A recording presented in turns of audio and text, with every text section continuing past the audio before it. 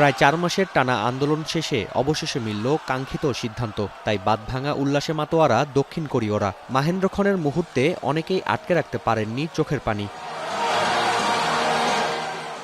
দক্ষিণ কোরিয়ার president Yoon সুক ইউলের অভিশংসন বহাল রাখার পক্ষে সর্বসম্মতিক্রমে সিদ্ধান্ত নেন দেশটির সাংবিধানিক আদালত। দেশবিরোধী কার্যক্রম মূলোৎপাটনের লক্ষ্যে গেল বছরের ৩ ডিসেম্বর আকস্মিকভাবে সামরিক আইন জারি করেন প্রেসিডেন্ট ইউন সুক ইউল। যদিও তীব্র আন্দোলনের মুখে মাত্র 6 ঘণ্টার মাথায় সিদ্ধান্ত বাতিলে বাধ্য হন তিনি। পরবর্তীতে আইন প্রণেতাদের ভোটে সাময়িকভাবে অভিশংসিত হন প্রেসিডেন্ট, যা পূর্ণাঙ্গ রূপ পেল আদালতের সিদ্ধান্তে। সাংবিধানিক আদালতের বিচারক জানান, সামরিক আইন জারির মাধ্যমে দেশবাসীর সঙ্গে বিশ্বাসঘাতকতা করেন ইউল।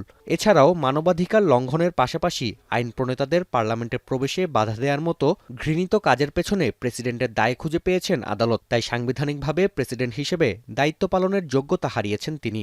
이 사건 계엄을 선포함으로써 국가 긴급권 남용의 역사를 재현하여 국민을 충격에 빠뜨리고 사회, 경제, 정치, 외교 전 분야에 সাংবিধানিক বাধ্যবাধকতা অনুযায়ী আগামী 60 দিনের মধ্যে দক্ষিণ কোরিয়ার প্রেসিডেন্ট নির্বাচনের আয়োজন করতে হবে। নতুন প্রেসিডেন্ট নির্বাচিত হওয়ার আগ পর্যন্ত ভারপ্রাপ্ত প্রেসিডেন্টের দায়িত্ব পালন করবেন প্রধানমন্ত্রী হ্যান ডাকসু।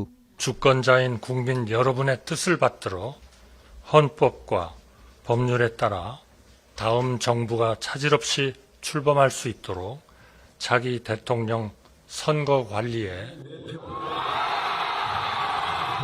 বিশ্লেষকদের ধারণা, নির্বাচনের পূর্ণাঙ্গ প্রস্তুতির লক্ষ্যে সর্বোচ্চ সময় নিতে চাইবে ক্ষমতাসীন ও বিরোধী দল। নাফিয়া আরমান মনন, এখন বিশ্ব। বান্ডেল থাকলে প্রতি সেনমানিতে টাকা বাঁচবে। বিকাশ সেনমানি বান্ডেল কিনে জিতুন প্রতি লেনদেনে।